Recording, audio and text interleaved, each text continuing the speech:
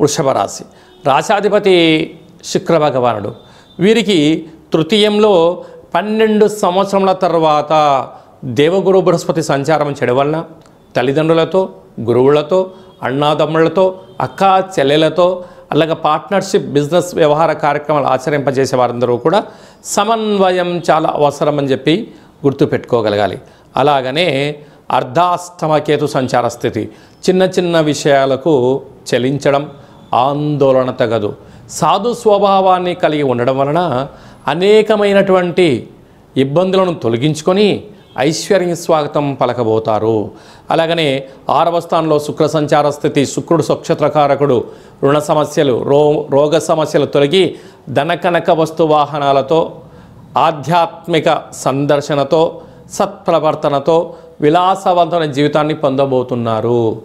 సప్తమంలో ఆరోగ్యకారకుడు, ఆత్మకారకుడు, పితృకారకుడు రవి భగవానుడు, రుణరోగ శత్రుకారకుడు కుజుడు, బుద్ధికారకుడు బుధుడు ఉండడం వలన కుజదోష ప్రభావం కారణం వలన ప్రేమికులు దయచేసి ఒకరినొకరు విరోధాలు పెంచుకోవద్దు. ఆధ్యాత్మికంగా ఉండండి, అర్థం చేసుకునే ప్రయత్నం చేయండి.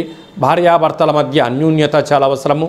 ఏదైనా ఒక వస్తువు కొనుగోలు చేసేటప్పుడు 1కి 10 సార్లు ఆలోచింపచేయడం వలన సమయం, ధనం వృధా అవ్వకుండా ఉండే పరిస్థితి అధికంగా ఉంటుంది.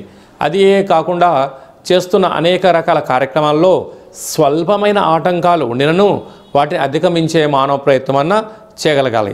రాజ్యస్థానంలో రాహు, ఏకాదశ స్థానం లాభస్థానంలో శని భగవానుడు సంచారం చేయనప్పుడు కష్టం మీది, ఫలితం పక్కవారిది అన్న కాకుండా భగవంతుడి యొక్క స్మరణ, మహాదేవుడికి పంచామృతములతో అభిషేకం చేసుకోవడము, అలాగా వెన్నతో దీపాన్ని వెలిగింపచేయడము, నారికేల దీపాన్ని ఏర్పాటు చేసి మహాదేవుడి దగ్గర మహన్యాసపూర్వకమైన రుద్రాభిషేకాన్ని చేయించుకొని ఈ నారికేల దీపాన్ని దానం చేయగలిగినట్లయితే దోషం తొలగి ఐశ్వర్యం కలిగి ఆనందం మీ సొంతం కాబోతుందని చెప్పి గమనించాలి.